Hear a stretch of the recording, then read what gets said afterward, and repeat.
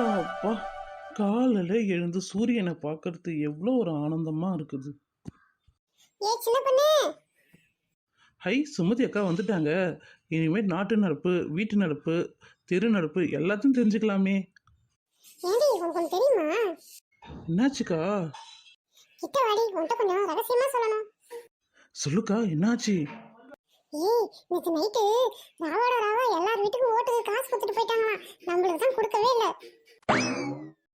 ஐயோ, நம்மளுக்கு காசு தரலையா? அப்பனா நம்ம ஓட்டே போடக்கூடாது. இன்னைக்கு நைட் வரையும் பார்ப்போம். எவனாவது நம்ம வீட்டுக்கு ஓட்டுக்கு காசு கொடுக்க வரானான்னு பார்ப்போம். கொடுக்கலன்னா நாளைக்கு ஓட்டு போட தேவையில்ல. ஐயோ, நான் வேற இந்த ஓட்டுக்கு காசு வாங்குறத வச்சு பெரிய கனவெல்லாம் காண வச்சனே. இப்போ திடீர்னு ஒரு பாம்பை தூக்கி போட்ட மாதிரி இருக்குதே. சரி, இன்னைக்கு நைட் வரையும் பார்ப்போம். கொடுக்கலன்னா நாளைக்கு கேட்பாங்கல்ல ஓட்டு போடலனா, அப்போ பேசிக்கிறேன். நீங்க 2 பேரும் இங்க தான் இருக்கீங்களா? ஏக்கா, நம்ம ஊர் தலைவர்லாம் சரியான ஆளுக்கா. என் வீட தாண்டி பக்கத்து வீட்டுக்காருக்கு போய் கொடுத்துட்டு போறாங்கக்கா. என் வீட்டுக்கு கொடுக்கவே இல்லக்கா. நாளைக்கு நான் ஓட்டு போடவே நான் வரமாட்டேங்க்கா. ஏய், நீ சும்மா இரு பார்வதி. நாளைக்கு பாரு, நம்மளுக்கு இன்னைக்கு நைட்டுக்குள்ள காசு தராங்களான்னு பார்ப்போம். இல்லைன்னா நாளைக்கு நம்ம ஓட்டு போறதை கேன்சல் பண்ணிட்டோம். புரியுதா?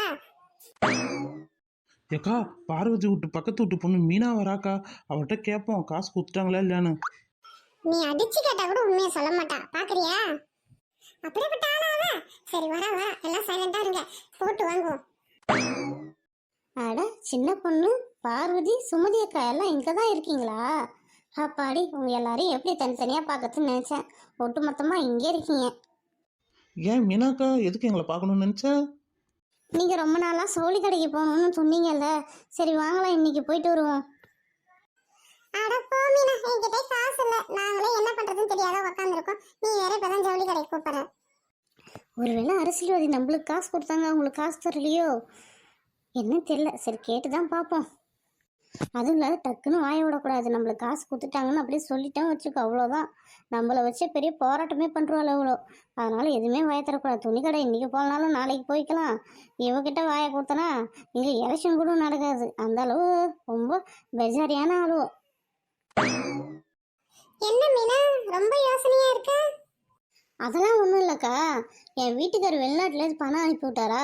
சரி, அந்த காசு வச்சுக்கிட்டு அப்படியே போய் ஜவுளி கடையில் போய் துணி எடுத்துகிட்டு வரலாம் தான் பார்த்தேன். சரி, நீங்கள் இன்றைக்கி வரலன்னா என்ன, இன்னொரு நாள் போகலாம் போங்க. ஏக்கா, இப்படிலாம் போய் சொல்ற பத்தியா? ஏன் மீனா, அந்த கட்சிக்காரன் நைட்டு உனக்கு இப்போ 1 மணிக்கு பணம் கொடுத்ததா நான் கேள்விப்பட்டேன். உண்மையா? ஐயோ, அதெல்லாம் இல்லைக்கா. எந்த கட்சிக்காரனும் எனக்கு காசே கொடுக்கலக்கா. பத்தியாக்கா, பொய் சொல்றா பத்தியா? பொய் சொல்றா, நல்லா பொய் சொல்றா. இவளை பத்தி தான் எனக்கு தெரியுமே. நீ சும்மா ஒரு பார்வதி, நான் தான் பேசிட்டு இருக்கேன்ல, கம்முன்னு இரு.